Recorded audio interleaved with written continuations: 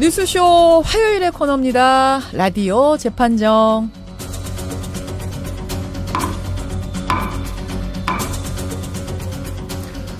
논란이 되고 있는 이슈나 인물을 저희가 스튜디오 재판정에 올려놓으면 여러분 양측의 변론을 들으시면서 배심원 자격으로 판결을 내려주시는 거죠. 오늘도 두 분의 변호인 모셨습니다. 노상국님, 노영희 변호사님 어서 오세요. 네, 안녕하세요. 오늘은 치마를 안 입고 와가지고. 일부러 말 안 했는데 굳이 또. 그 브라우스에 신경을 썼습니다. 이러면서 유튜브 많이 보시라고 화면으로 홍보하시는 것 같아요. 네. 그러니까요. 백성문 변호사님 어서 오십시오. 네, 안녕하세요. 백성문 변호사입니다. 두 분한테도 퀴즈 잠깐 낼게요. 지금 제가 가장 화제가 어제 오늘 되고 있는 그분 윤 지검장 네. 발음 어떻게 하는지 아셨어요, 두 분은? 저희는 윤석열로 알고 있는데. 성렬로 알고 있는데. 윤석열이라 그러죠, 근데. 뭘로 알고 네, 있어요? 윤석열. 성렬? 네, 윤석열. 저희는 계속 윤석열로 했었어요, 그동안. 아시네. 그러니까 윤석열이 아니고 네, 석렬도 아니고 성열. 성렬. 네. 성렬. 저는 계속 그렇게 해왔었는데 방송하니까 다들 윤석열 이렇게 하시더라고요. 그래서 지적을 할까 말까 하다가. 저는 그래서 그게 맞나 그러고 있었는데 지금까지. 그러니까요. 성렬이 맞다는 거 다시 한번 짚어드리고 계속 방송 많이 하셔야 되는 분이니까. 제가 오프닝에서 잠깐 질문 던졌던 게 있어요. 고유정 사건. 네. 지금 남편의 시신 머리카락 하나가 안 나오고 있습니다. 네. 머리카락도 발견은 했는데 펜션에서 네, DNA가 검색이 안 된다 그러죠. 네, 대단하지 채취가 않습니까? 전혀 안 된대요. 뼈 조각도 알고 보니 동물뼈였고. 국가수보다 더 과학적인 것 같아요. 이게 시신이 이렇게 안 나오면 이 사건은 어떻게 시신 없는 사건은 어떻게 되는 겁니까? 그러니까 과거에는 시신 없는 살인 사건은 성립하지 않는다. 그게 이제 아주 옛날이에요. 아주 옛날. 근데 이게 사실 1600년대에 생겼던 그 법원이었는데 그게 이제 과학 수사가 발전하면서 이제는 시신 없는 살인 사건에서도 유죄 판결이 나옵니다. 그러니까 예전에는 시체가 없으면 사람이 살았는지 죽었는지부터 증명을 해야 되잖아요. 그렇죠. 이 사람이 죽었다는 사실 입증부터가 스타트인데 예. 그게 어려웠지만 지금은 그 부분은 충분히 입증이 가능하고 그 다음에 이제 보통 시신, 그다음에 여러 가지 부검 결과 이런 것들을 토대로 이제 살인 사건 유무죄를 판단을 하는데 그렇지 않다고 하더라도 여러 가지 간접 증거, 예를 들어서 이번에 혈흔이 발견되고 그렇죠. 그 장소에서도 흉기가 나오고 본인도 집에서 인정했고 그리고 본인이 자백을 했고 근데 피의자가. 이 자백을 번복할 수 있으니까 이제 이런 여러 가지 것들이 나와 있는 걸 보면 간접 증거들을 다 모아서 실질적으로 직접 증거가 있는 것과 동일한 정도의 증명력을 갖게 되면 그럼 유죄 판결이 나오는데요. 결론적으로 말씀드리면 이 사건은 시신이 나오지 않더라도 유죄 판결이 충분히 가능한 사건입니다. 충분히 가능. 노 변호사도 동의하세요? 네, 동의하고요. 그 2008년도에 아내를 살해하고 시신을 유기한 한 남성 사건이 있었는데요.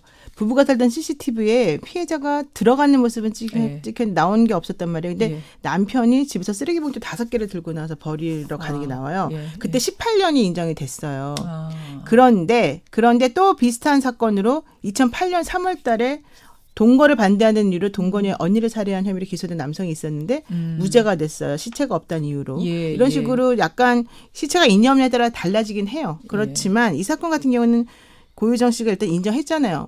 강간하려고 그래서 자기가 피하려다가 우발적으로 했다 이렇게 말을 하기도 했고. 그러니까 기본적으로는 살인 자체는 인정이 될 거다. 다만 누구의 말이 받아들여지냐에 따라서 형량의 문제가 있을 수 있다.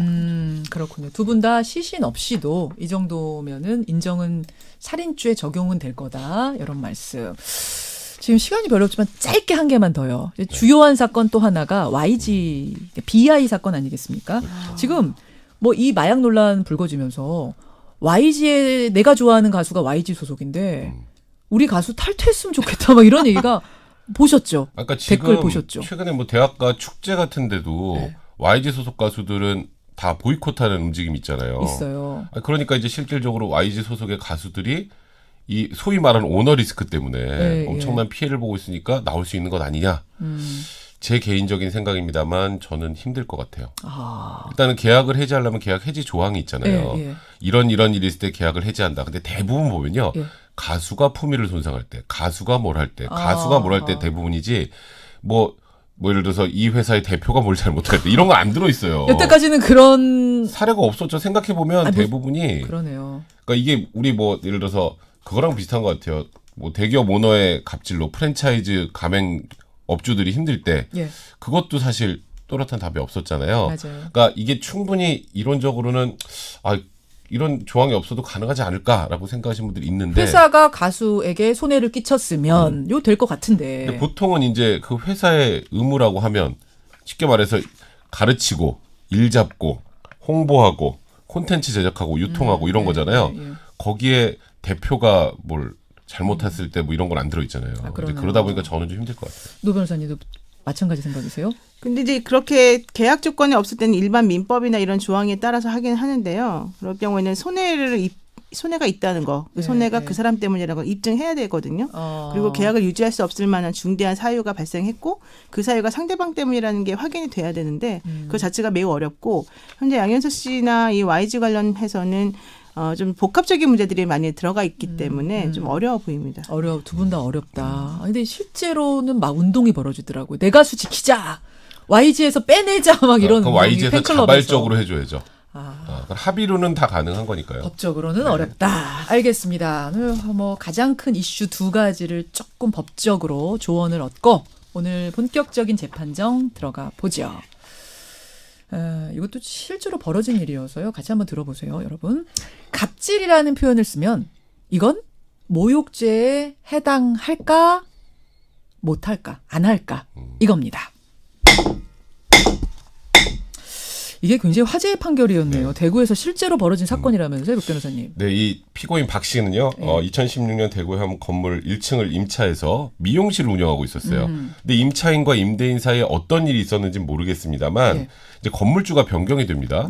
건물주가 변경이 되면 뭐 이제 이곳을 쓰는 조건이나 이런 것들도 협의하고 막 이러면서 약간 안 좋은 감정이 생기는 경우가 있어요. 실제로. 있죠. 그래서 2016년 5월에 이사를 나가는 문제로 이제 다툼이 생겨서 2017년 8월에 건물주 갑질에 관한 땡땡 미용실 원장이란 내용의 미용실 홍보 전단지 500장을 제작해서 지역 주민들한테 100장을 배포하고요. 15장을 미용실 정문에 2달 동안 붙여놓은 겁니다. 건물주 갑질에 관한 땡땡 미용실 원장이라는 제목의 내용이에요. 땡땡이라는 게 미용실 이름인 거예요. 뭐 장미 미용실, 샤론 미용실, 미용실 원장. 이러니까 이 임대인이 너무 화가 난 거예요. 이게 온 동네방네 사람들이 무슨 내가 갑질한 이상한 사람으로 본다. 그래서 고소를 했죠. 그래서 검찰이 이건 A씨가 세입자에게 갑질하는 사람이라는 취지로 공연히 피해자를 모욕했다라고 하면서 모욕죄로 이 미용실 원장을 기소한 겁니다. 그래요. 그 1심, 2심까지 났는데 1심에서는 무죄, 2심에서는 유죄. 30만 원 유죄 나왔죠. 그렇게 됐네요. 근데 이제 이게 대법원으로 갔는데 파기환송이 됐어요. 네, 다시 무죄 취지로 파기환송이 됐죠. 그 결론은 지금 아직 안 나온 거고. 파기환송이 됐으면 사실상 무죄로 나온 거죠. 사실상 무죄라고 봐야 되는 겁니까? 자, 여러분 어떻게 생각하십니까? 갑질이란 말 우리 참 많이 쓰잖아요. 내가 아르바이트 하는데 우리 주인이 갑질해. 뭐 우리 선생님이 나한테 갑질해. 학생들은 그런 말도 엄마가 나한테 갑질해. 이런 얘기하기. 갑질이란 말을 요즘 참 많이 두루두루 쓰는데 갑질이라는 표현 모욕죄에 해당할까 안 할까 여러분이 한번 이 사건을 중심으로 의견을 나눠주시면 되겠습니다. 노 변호사님 어떤 거로 받으셨어요? 일단 이게 지금 화장실 사용 문제로 문제가 불거진 거였거든요. 저는 그래서 화장실도 못 쓰게 하는 거 말이 안 된다. 모욕죄가 아니다. 모욕죄가 아니다 쪽. 노변 모욕죄 아니야. 무죄 쪽 보내주시면 되고요. 백 변호사님. 일단 모욕죄라는 걸 아주 간단하게 말하면 상대방한테 욕하는 거예요. 다른 사람들이 알 수 있게. 그렇죠. 그죠. 근데 우리가 소위 말하는 땅콩 회항 사건 이후로 사회적으로 갑질이라는 단어 위키피디아까지 나와요. 갑질 이렇게 영어로. 이거 외국 시사주간지에도 실렸었잖아요. GAP 이래가지고. 그렇죠. 그래서 이게 이 임대인 입장에서는 이 전단지 붙이고 나니까 아니 그렇게 갑질하고 다녔다면서 주회사를 이랬다는 거예요. 이게 XX야 하고 욕하는 거 하고 비교를 할 때 과연 사회적 가치를 저하시키는 정도가 적을까요? 이건 무조건 모욕죄가 됩니다. XX라고 욕설하는 건 무조건 모욕죄예요? 거의 100% 모욕죄죠. 근데 XX 뭐 지금 제가 방송에 할 수는 없습니다. 여러분 머릿속에 떠오르시는 그 욕하고 제가 나한테 갑질해, 저 주인이 나한테 갑질해라고 하는 갑질하는 인간이라는 거하고 모욕이 같은 모욕이겠는가 아닌가 요걸 생각하시면 되겠군요. 자, 모욕이다 생각하시면 백변, 모욕죄, 유죄 50원의 단문, 100원의 장문 유료 문자 샵 1212 카톡 레인보우 유튜브까지 열려 있습니다. 노 변호사님. 아니 백 변호사님 말씀 듣고 보니까 이 XX야 하는 거하고 이 갑질하는 인간아 하는 거하고 비슷하게 모욕적일 것 같긴 한데요. 사실 그래요. 그래서 사실 제가 이제 이 판결문을 꼼꼼히 읽어봤는데 사실 이 판결을 읽어봐도 잘 모르겠어요. 아니 노변이 모르시면 저희는 어떻게 약한 모습을 아니야. 근데 저는 사실 이거는 대법원 판결이 맞다고 봐요. 왜냐하면은 지금 여기에서 얘기하고 있는 게 뭐냐면은 네. 그 갑질이라는 표현이 뭐 무례하지 않다 이렇게 표현한 게 아니에요. 대법원에서는 그 1심에서도 이렇게 말했어요. 갑질이라는 표현은 그 자체로 부정적인 의미를 내포하고는 있다.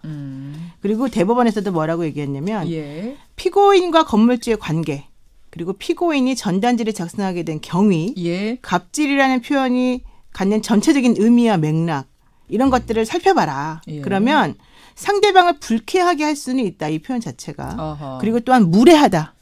방법상으로 무례하다. 무례하다는 네. 것까지 인정을 했어요. 네. 그렇지만 그렇다고 해서 이게 인격적 가치에 대한 사회적 평가를 저하시킬 모욕적 언사는 아니다. 그러니까 전체적으로 기분 나쁜 건 인정하고 예. 그렇게 말하는 게 적절하지 않다는 거는 알지만 예. 그렇다고 이걸 모욕죄라고 하는 그 형법상 처벌할 수 있는 죄까지 묻는 거는 아니다. 이게 이제 대법원의 모욕적인 건 맞는데 네. 모욕죄는 아니다. 그러니까 그 임대인의 행동에 비추어서 임차인이 할 수 있는 소극적 저항의 한 표시로 아하. 갑질이라고 하는 걸 사용한 것에 불과한 거지. 그거를 우리가 일반적으로 얘기하는 정말 모욕죄에서 말하는 그 욕하거나 이런 것하고 똑같이 평가하면 안 된다는 거죠.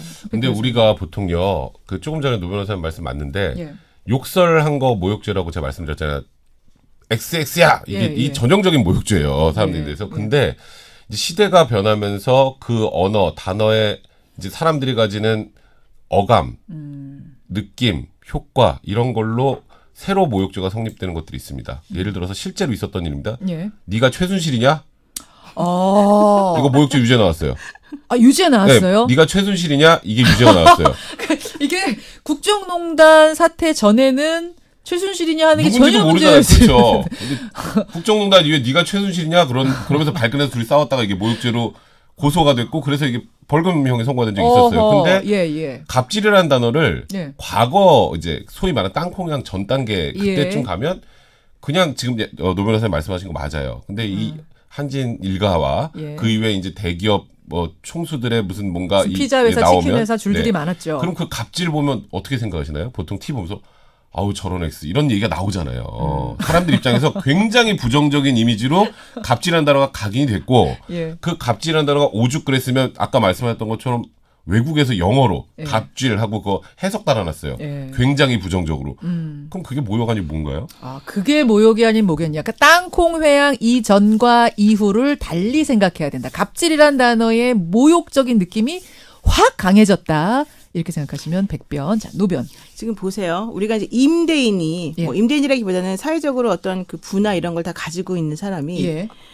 되게 무시하고 상대방을 깔보는 말로 여기서 중요한 게 경멸적 표현이란 말이 들어가는데요. 상대방을 깔보는 뜻으로 상대방에게 욕하고 모욕하는 것 예. 그것하고 예. 이제 임차인이 음흠. 거기서 열심히 미용실 운영해서 장사 잘하던 사람인데 주인이 바뀌었다는 이유로 네. 화장실을 사용하는 문제 때문에 화장실 이제 손님이 사용하는 거 이런 것 때문에 좀 서로 분쟁이 있었던 거예요. 그런 거 많아요. 예, 막 열쇠도 예. 나중에 비밀번호도 네, 뭐 지저분하다니 깨끗하다니 이러면서 그런 분쟁이 꽤 많아요. 네, 건물에서. 그래서 그 사용 문제로 이제 서로 다투다가 예, 예. 너 나가 이래버린 거죠. 예. 그러면 임차인 입장에서는 그동안 계속해서 여기서 열심히 잘 장사했는데 갑자기 그런 걸 가지고 나가라 그러면 돈 없는 서러움, 갑질하는 임대인 속상하겠죠. 거기다 대고 뭐라고 얘기합니까? 그래서 갑질하는이라고 쓴 거지. 거기서 그 갑질의 의미가 예, 예. 아까 백변님 얘기하신 것처럼 정말로 뭐뭐뭐 하면서 XX야 욕하는 그거하고 예. 똑같은 건 아니라는 거죠. 나보다 우월적 지위 있는 사람이라는 뜻으로 쓴 거라는 거죠. 누가 봐도 갑질인 걸 갑질이라고 했을 뿐이다. 그러니까 우월적 지위에 있는 상대방에 대한 소극적 저항의 표시라는 아, 거죠. 저항의 네. 표시. 욕이 아니다. 노 변호사님의 이 발언은 굉장히 위험합니다. 왜요? 왜냐하면 여기서 갑질했다라고 지금 갑을 관계로 자꾸 지금 노 변호사님이 설정을 하시는데 네.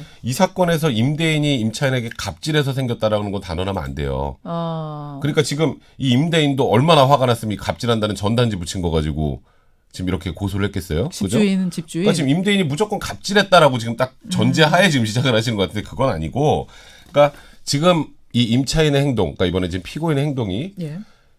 갑질한 거에 대한 무언의 항의 표시 정도가 아니라 전단지를 뿌려서 주민들한테 나눠줬어요. 500장. 그럼 일단은 네, 제가 네. 말씀드렸던 것처럼 모욕죄에서 제일 중요한 요건 중에 하나가 이제 공연성이라고 해서 예. 사람들이 다 알게 되는, 알게 될 가능성이 있는 것을 얘기하는데 예, 예. 제가 처음에 말씀드렸던 것처럼 아니 그렇게 갑질하고 다녀도 되겠어라는 사람들의 얘기까지 들을 정도라면 모욕죄 중요한 거는 아까 말한 경멸적 표시로 사회적 가치를 저하시키는 건데 네. 경멸적 표현 맞고 그다음에 이분 사회적 가치가 떨어졌죠. 주변 사람들한테 갑질하는 임대인으로 찍혔으니까 낙인 찍혔으니까 그러니까 이거를 마치 갑질해서 응당하게 당할 일을 당했다는 취지로 접근하시면 이거는 조금 위험한 것 같아요. 자, 청취자 의견 먼저 잠깐 보고 갈게요. 서동원님. 전단지를 돌리고 공공연하게 붙였잖아요. 이 정도 되면 모욕이라고 봅니다. 김민형님 입장 바꿔 생각해 보세요. 누가 저에 대해서 음해하는 그 뜻이 분명한 걸 전단지에 적어서 뿌렸으면 이건 모욕 주려고 하는 게 맞고 그런 모욕죄인 게 분명한 거 아닙니까? 반면에 문진실님은 갑질에 우는 사람이 너무 많은데 당신 갑질했소라는 말조차 못하게 하면 이거 어떡하느냐 할 게 없다. 홍석진님 당해본 사람은 압니다. 오죽하면 그랬을까요? 이런 문자. 노변님. 그래서 이제 언론사에서 보면은 그 제목으로 누구누구 갑질 이런 말 쓰잖아요. 예. 그러면 그 언론사도 다 같이 모욕죄로 고소 당해야죠. 물론 나중에 무죄가 되는지 모르겠지만 그런 의미가 있다는 거예요. 그러니까 이 갑질이라고 하는 게 가지고 있는 사회적인 의미라고 하는 게 있는 거지. 그 개인에 대해서 경멸적 의미를 썼다라고 이 전체적인 맥락을 보면 그건 아니라. 그러니까 판사님이 얘기하는 게 전체적인 맥락을 봐라. 그 단어 하나만 보지 말아라 이런 거고요. 예전에 판례 중에 하나가 관리소장에게 나이 이런 말 써도 되나요? 이건 판례니까 이해해 주세요. 나이 처먹은 게 무슨 자랑이냐. 이렇게 말한 게 있었단 말이에요. 예, 맞아요. 여기에 대해서 표현이 다소 무례하지만 상대의 인격적 가치에 대한 사회적 평가를 저하시킬 만한 건 아니다. 그래서 무죄가 나왔단 말이죠. 그러니까 이런 식으로 이게 바로 그 말 한마디도 중요하겠지만 전체적인 맥락을 보는 게 중요하다. 전체적인 맥락. 자, 이제 마지막 마무리 발언 될 것 같아요. 여러분 보내주세요. 지금 막 보내주세요. 예, 그러니까 뭐 전체적인 맥락 말씀하셨는데 예를 들어서 친구 사이에서 아야 갑질하지 마. 이런 건 당연히 모욕죄 아닙니다. 예. 친구들 사이 아야 XX야 모욕죄 아니에요.